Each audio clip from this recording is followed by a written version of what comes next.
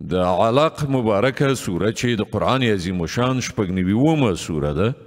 په مکې معظمې کې رانازله شوې ده 19 مبارک آیاتونه لري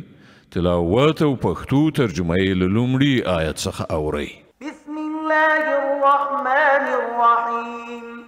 د الله په نوم چې ډیر زیات مهربان پورا رحم لرونکی دی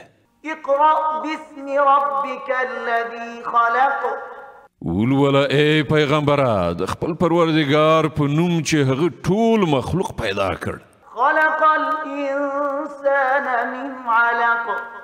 د کلکې شوي وینې له یوې ټوټې څخه انسان هست کړ اقرأ وربك الأكرم الذي علم بالقلم علم الإنسان ما لم يعلم ولوله ستا پروردګار ډیر کریم دی چې هغه د قلم په مرسته انسان ته علم وښود انسان ته هغه علم ورکړ چې هغه پرې نه پوهېده كلا إن الإنسان ليطغى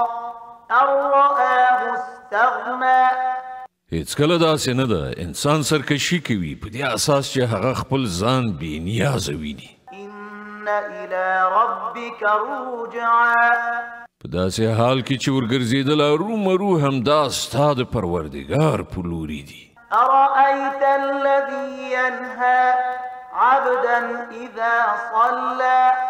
ته ګورې هغه څوک چې یو بنده یعنی محمد منع کوي کله چې هغه لمونځ کوي أرأيت إن كان على الهدى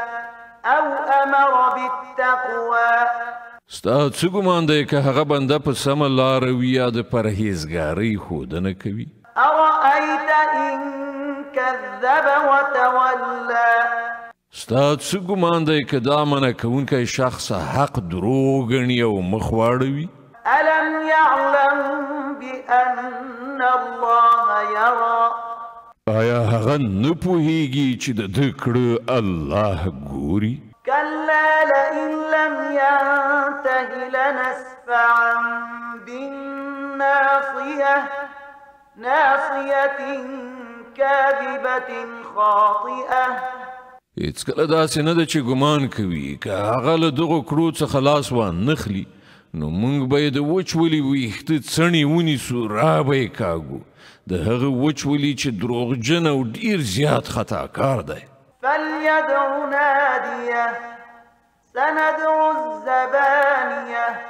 پرېږده هغه د خپلې ملاتړ کوونکې ډلې ته بلنه ورکړي موږ به هم د عذاب پرښتې راوغواړو د علق د مبارکې سورې د 19 او آخرني آیت تلاوت او پښتو ترجمه اورئ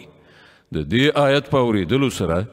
یوه د تلاوت سجده واجبه کیږي كلا لا تطعه واسجد واقترب هیڅکله داسې نه ده چې دی وایي د هغه خبره مه منه او سجده وکړه او د خپل پروردګار نږدېوالی وګټه